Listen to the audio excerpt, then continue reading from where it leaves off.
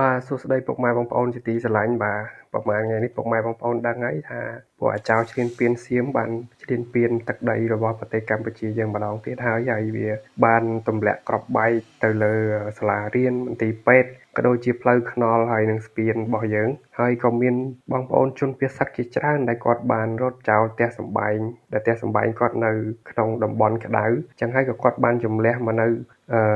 តំបន់ដែលមានសុវត្ថិភាពដោយសារតែថ្ងៃនេះគឺខ្ញុំតនេពីកិច្ចការងារចឹងហើយគឺយើងរៀបចំលាងសម្អាតរថយន្តក៏ដូចជាម៉ូតូរបស់យើងដោយសារតែ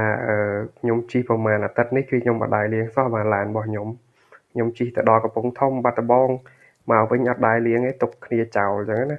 ដោយសារតែប្រហែលថ្ងៃនេះអត់មានអារម្មណ៍ក្នុងការធ្វើការអីទេតនេគឺដេកមើលព័ត៌មានឲ្យពុកម៉ែបងប្អូនថ្ងៃនេះខ្ញុំបានធ្វើការលាងសម្អាតអាកុនកណ្ដុរលឿងរបស់ខ្ញុំហើយក្នុងនោះផងដែរក៏ខ្ញុំបានប្រើប្រាស់ហ្វូមដើម្បីលាងសម្អាតវាដែរហើយឡាននេះខ្ញុំកម្រយកទៅឲ្យគេលាងពុកម៉ែបងប្អូនបាទព្រោះដោយសារតែយើងស្រឡាញ់វាខ្លាំងហើយចឹងហើយយើងសុខចិត្តហត់លាងសម្អាតខ្លួនឯងតែម្ដងទៅកុំឲ្យគេលាងបាទហើយក៏ដូចការជួសជុលក៏ដូចគ្នាដែរគឺកម្រយកទៅឲ្យជាងជួសជុលណាព្រោះដោយសារតែយើងក៏ចេះខ្លះដែរអញ្ចឹងគឺយើង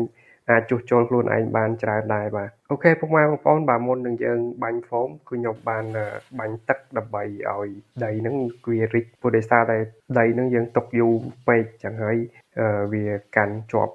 ទ្វារល្អណាស់អញ្ចឹងយើងត្រូវការបាញ់ទឹកដើម្បីបរិចវាសិនបន្ទាប់មកបានយើងបាញ់ហ្វូមវាបាទអូខេពុកម៉ែបងប្អូនបន្ទាប់ពីខ្ញុំបាញ់ទឹកហើយគឺខ្ញុំនឹងធ្វើការបាញ់ហ្វូមលាងសម្អាតហើយបន្ទាប់ពីយើងបាញ់ហ្វូមក៏យើងត្រូវធ្វើការដុសសម្អាតវាផងដែរយើងធ្វើការយកកណាត់ឬក៏យកច្រាស់អីដើម្បីជួយដុសសម្អាតវាដើម្បីឲ្យវា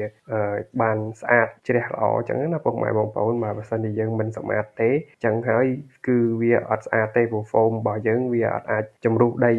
ដែលជាប់ក្តាំងអញ្ចឹងបានទេបើដីហ្នឹងវាទឹកតែប្រឡាក់ទឹកតែអីទេគឺយើងអាចបានបាញ់ទៅវាជំរុះបានខ្លះអញ្ចឹងបងប្អូនប៉ុន្តែដីនេះគឺខ្ញុំទុកចង់មួយខែហើយតាំងពីខ្ញុំទៅបាត់ដំបងរហូតដល់ឥឡូវខ្ញុំធ្លាយដល់កំពង់ធំទៀតហើយត្រឡប់មកពីកំពង់ធំទុកចោលប្រហែលជាមួយអាទិត្យទៀតបាទដែលក្នុងនោះការខ្ញុំទៅកំពង់ធំគឺគេផ្ទុះសង្គ្រាមដំបងទេអញ្ចឹងហើយយើងរវល់ទៅតាមដានព័ត៌មានពេកយើងអត់បានមានអារម្មណ៍ក្នុងការធ្វើការសម្អាតរបស់របរដែលនៅក្នុងផ្ទះក៏ដូចជាធ្វើវីដេអូចែកជូនពុកម៉ែបងប្អូនទេហើយ